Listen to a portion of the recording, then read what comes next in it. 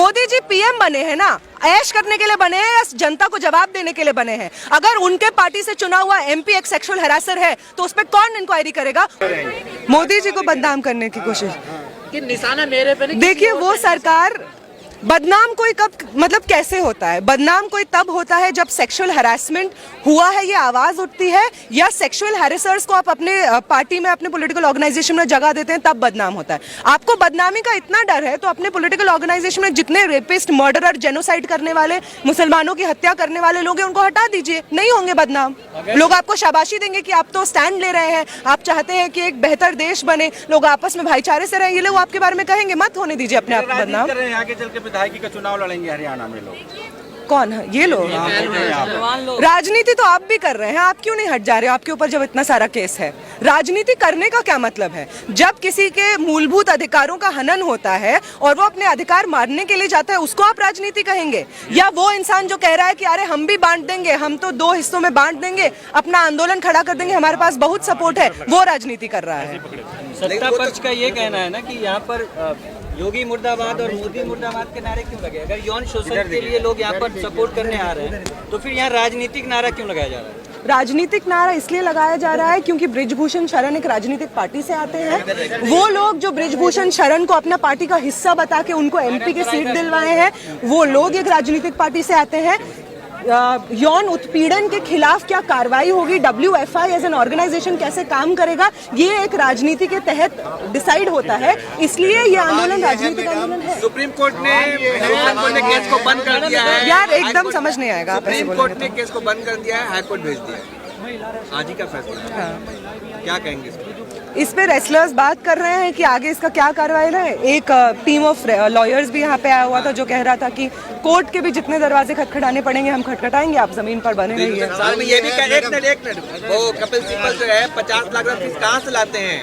कहाँ से फंडिंग आ रही है? प्रो बोनो हो रहा है। कपिल सिब्बल को रखा है, 50 लाख रुपए फीस लेते हैं, वो कहाँ से पैसा? यहाँ पे जो रेसलर्स हैं वो इंटरनेशनल रेप्यूट के रेसलर्स हैं। कहाँ से आया? वो इंटरनेशनल रेप्यूट के रेसलर्स हैं। हाँ। बृजभूषण शरण से पूछना चाहिए। हाँ। ये जो आप तमाम ये सब प्रोग्राम करवाते रहते हैं, अपना स्कूल खुलवाते रहते हैं सेक्सुअल हैरेसर होने के बाद, आपके पास कहाँ से पैसा आता है? ये इंटरनेशनल रेप्यूट के रेसलर्स हैं।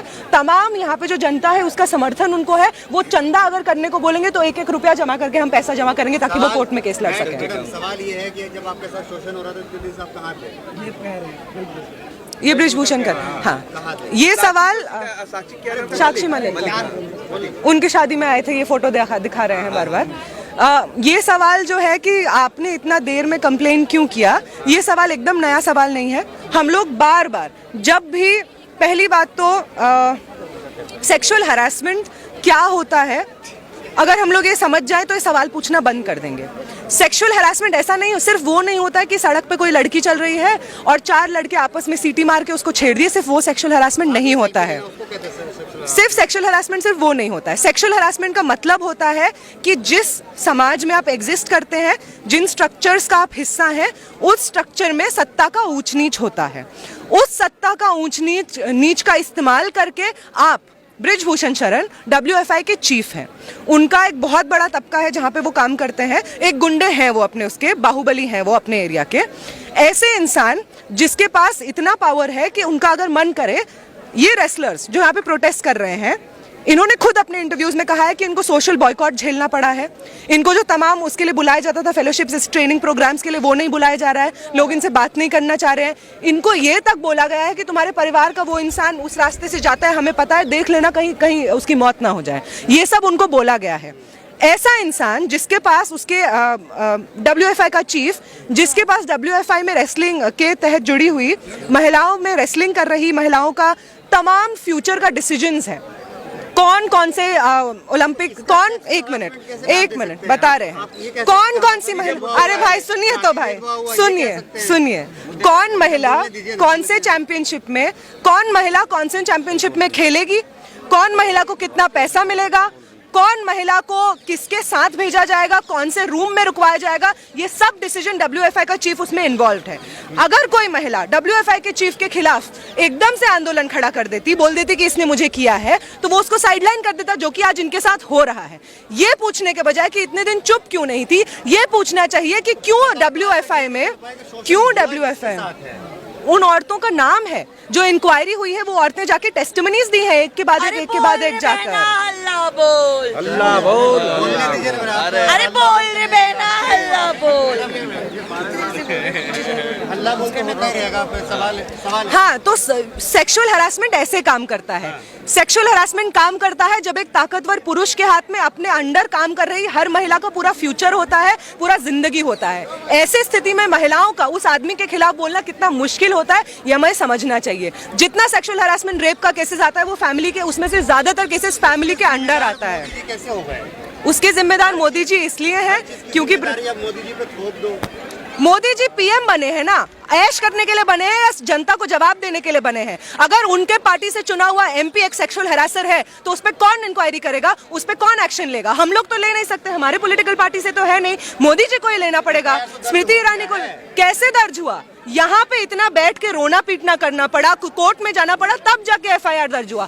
क्यों नहीं हुआ पहले एफआईआर दर्ज? क्या एक मूलभूत अधिकार नहीं है कोई महिला के साथ अगर सेक्सुअल हरासमेंट होता है वो पुलिस के पास जाती है? क्यों दिल्ली पुलिस ने एफआईआर नहीं दर्ज किया जब पहली बार उनके साथ गए?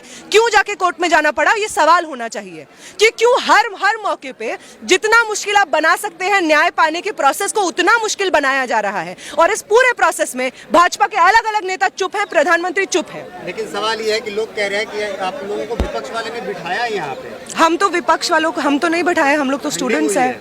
किसने की है फंडिंग?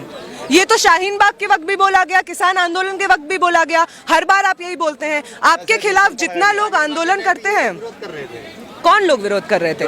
विनेश फोगाट मूवमेंट कर रही थी, विनेश फोगाट शाहीन बाग में बैठी हुई थी, हमें भी दिखाइए। उनके ट्विटर देखिए, उनके जो हाँ, हम देखना चाहेंगे। हाँ, हम देखना चाहते हैं।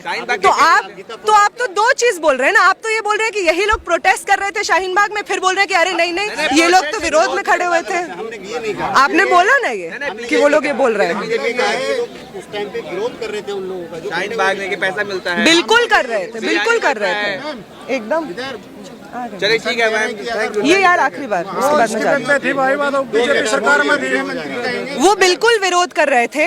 और तमाम वो लोग जो हमेशा शाहीन बाग की तरफ या फार्मर्स मूवमेंट की तरफ, किसान आंदोलन की तरफ ऐसे सोच के देख रहे थे कि अरे ये लोग तो फालतू लोग हैं, बिना मतलब के बैठ गए हैं, पैसा दिया जाता है, आज वो लोग पूरा फोगाट फैमिली जिसको मोदी जी बोले थे कि हमारे परिवार का हिस्सा है, वो फोगाट फैमिली जो मोदी जी के खिलाफ कुछ बोलता नहीं था, आज ऐसा क्यों हो रहा है कि मोदी जी के समर्थकों को ही यहाँ पे जंतर मंतर पे आकर अपना न्याय मांगना पड़ रहा है? इसका मतलब यह है कि मोदी जी किसी के सगे नहीं है, वो सिर्फ सत्ता के सगे हैं। और जो इंसान सत्ता का सगा होता है, उस इंसान के साथ कैसा सुलूक होना चाहिए इस जनता को मालूम होना चाहिए, आगे आने वाले चुनाव में भी और आगे आने वाले पूरे प्रोसेस में। लेकिन एक आखिरी सवाल, बबीता फोगाट जो इनकी बहन है, वो तो समर्थन में बीजेपी के अभी भी इस्तीफा नहीं दी बीजेपी से उन्होंने। हाँ, बिल्कुल नहीं दिया और ये लोग उसके खिलाफ बोल भी रहे हैं ट्विटर पे।